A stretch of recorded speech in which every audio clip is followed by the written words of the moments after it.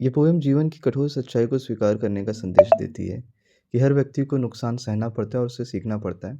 और जब आप सीखते हैं तभी आपको समझ में आता है कि हर एक वो चीज़ जो आपके पास है वो हमेशा आपके पास नहीं रह सकती। The ball poem by famous American poet John Berryman, जिनका जन्म 1914 को हुआ था। एंड ये फेमस अमेरिकन पोएट और स्कॉलर हैं। इनकी poetic style modern poetic style है और उन्होंने ह्यूमन इमोशन और लॉस पर बहुत सारी पोएम्स लिखी हैं। इन्हें बहुत सारे लिटरेरी अवार्ड्स मिले हैं जिनकी डेथ 1972 में हुई थी। So hi friends, I am your host mister Sunshine. The ball poem जो कि क्लास 10th के लिए मोस्ट इंपॉर्टेंट पोएम मानी जाती है, उस पोएम का डिटेल एनालिसिस करेंगे हम और बोर्ड एग्जाम में आए हुए क्वेश्चंस को भी हम यहाँ पर देखेंगे। सो चलिए शुरू करते हैं। चैप्टर की थीम की अगर बात की जाए तो चैप्टर की थीम बेस्ड है लॉस्ट एंड इट्स एक्सेप्टेंस पर, और साथ ही साथ growing up and maturity, emotional attachment, reality of life. Short summary की बात करें तो ये शॉर्ट समरी यहाँ पर ये पोएम डिस्क्राइब करती है एक छोटे से लड़के की कहानी जिसकी गेंद पानी में गिर के खो जाती है और वो दुखी हो जाता है क्योंकि गेंद से उसका भावनात्मक लगाव था। कवि उसे समझाते हैं कि जीवन में हानि स्वाभाविक है, हर व्यक्ति को नुकसान सहना पड़ता है और उसे सीखना पड़ता है।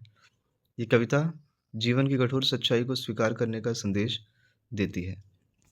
चैप्टर की इम्पोर्टेंट थीम क्या है?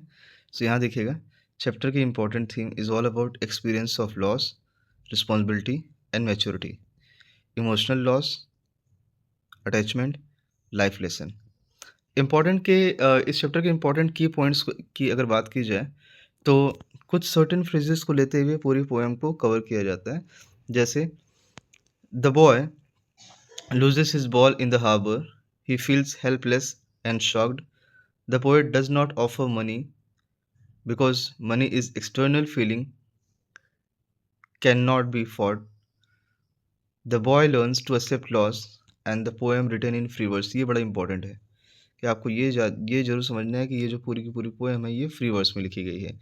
इसमें कितने कैरेक्टर हैं? सो दो ही मेनली कैरेक्टर हैं। एक है the boy, symbol of innocence and emotional attachment, और दूसरा है the speaker, represent experience and wisdom. कौन कौन से पोएटिक डिवाइसेस यहाँ पर यूज़ हुए हैं उसकी बात कर लेते हैं। सो पहला है पोएटिक डिवाइस द बॉल, ये चाइल्डहुड हैप्पीनेस और पोजीशन को इंडिकेट करता है। दूसरा है water, uncertainty of life indicate कर रहा है। मेटाफर क्या है?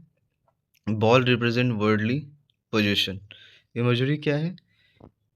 merely bouncing down the street। repetition, what is he to do। alliteration की बात करें तो alliteration यहाँ पर आया हुआ है what, क्योंकि आपको पता है कि जब भी किसी कॉन्सोनेंट साउंड की बात करें तो कॉन्सोनेंट साउंड हमेशा किसको रेफर करता है? alliteration को। नेक्स्ट फ्री वर्स है। फ्री वर्स का मतलब यहाँ पर कोई भी राइम स्कीम नहीं यूज़ की गई है। नेक्स्ट, बोर्ड एग्जाम में आए हुए 2019 to 2014 all short questions answer here। how does the boy feel after losing his ball। तो ये लड़का काफ़ी feels so sad and helpless after losing his ball। it was not just a toy but emotionally important to him।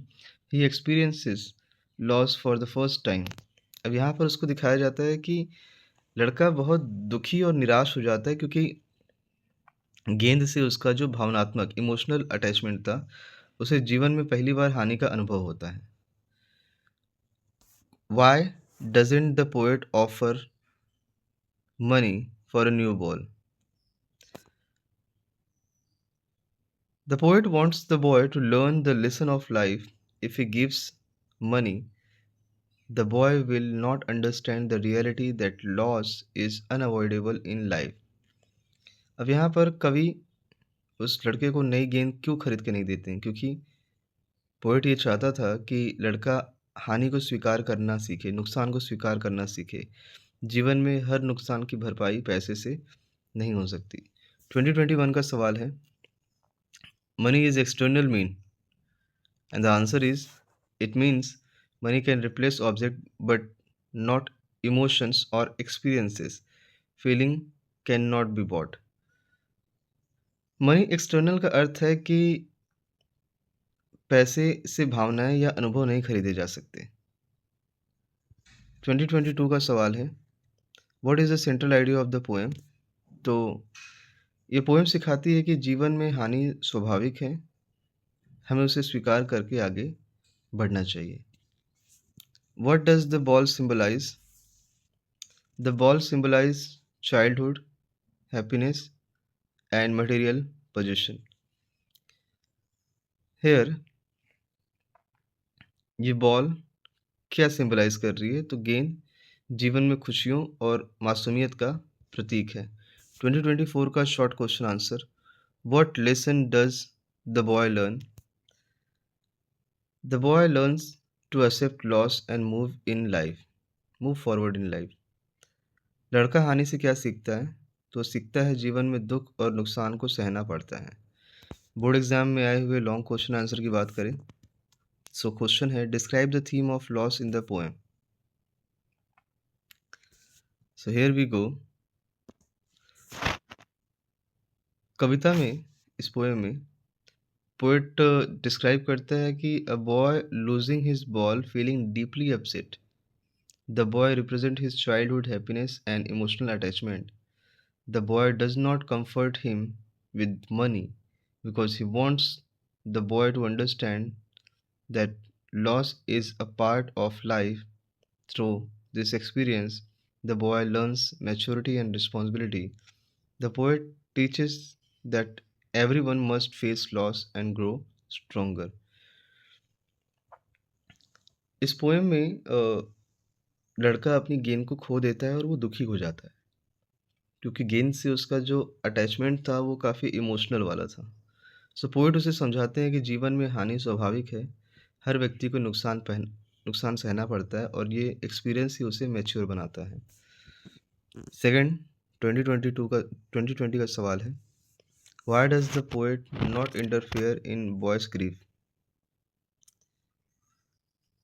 अब poet ने उस लड़के के दुख में इंटरफेयर क्यों नहीं किया? क्योंकि पोएट ये चाहते थे कि लड़का जीवन की सच्चाई को समझे। यदि वो उसे नई गेंद दे देते तो लड़का हानि का महत्व नहीं समझ पाता और हानि का अनुभव ही उसे जिम्मेदार और मजबूत बनाएगा। Explain the central message of the poem. तो पोएम का सेंट्रल मैसेज है कि जीवन में हानि और दुख अनिवार्य है, हमें उन्हें सीख कर आगे बढ़ना चाहिए। 2022 का सवाल है, justify the title the ball poem. And here we go. 2022 ये टाइटल काफ़ी सूटेबल है क्योंकि पूरी की पूरी जो पोएम है वो बॉल के माध्यम से ही जीवन की सीख देती है यहाँ पे। 2023 का सवाल, describe the emotional journey of the boy. तो यहाँ पर उसकी जो इमोशनल जर्नी है उसमें दिखाया गया है कि लड़का पहले खुश था, फिर गेंद खोने से काफ़ी दुखी और निराश हो जाता है और अंत में वो हानि को स्वीकार करना सीख जाता है। Now it's the question of 2024, what moral lesson does the poem convey? तो कविता हमें सिखाती है कि जीवन में हर हानि से हमें सीखना चाहिए और मजबूत बनना चाहिए। इसके बाद हम एग्ज़ाम टिप्स की बात करेंगे और वो सारे एग्ज़ाम टिप्स जो आप एग्ज़ाम में अगर लिखें या उनको यूज़ करें so you will get a good marks. Like ये द बॉल पोएम एक सिंबोलिज्म पोएम है। मनी इज़ एक्सटर्नल, इस कोट का आपको यूज़ करना चाहिए व्हाइल राइटिंग योर आंसर। इसके अलावा पोएम को मेंशन करिए कि ये पोएम फ्री वर्ड्स में है। पोएम की थीम लॉस और मैच्योरिटी पर फोकस करिए और वैल्यू बेस्ड कंक्लूजन लिखिए। Most expected short question answer क्या हो सकते हैं इस साल के बोर्ड एग्जाम के लिए? Why was the boy upset? What was the ball symbolize? Why did the poet not give money? Explain money is external. What is central idea?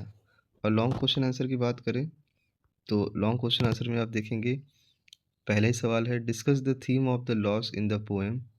Explain the emotional growth of the boy. Justify the title of the poem, and how does the poet teach a life lesson through a simple incident? So this is all about a beautiful and most important from the ball poem. I hope ये video आपको काफ़ी अच्छी लगी होगी। Please do your like, subscribe, share and comment. See you in the next video. Bye. जय Hind everyone.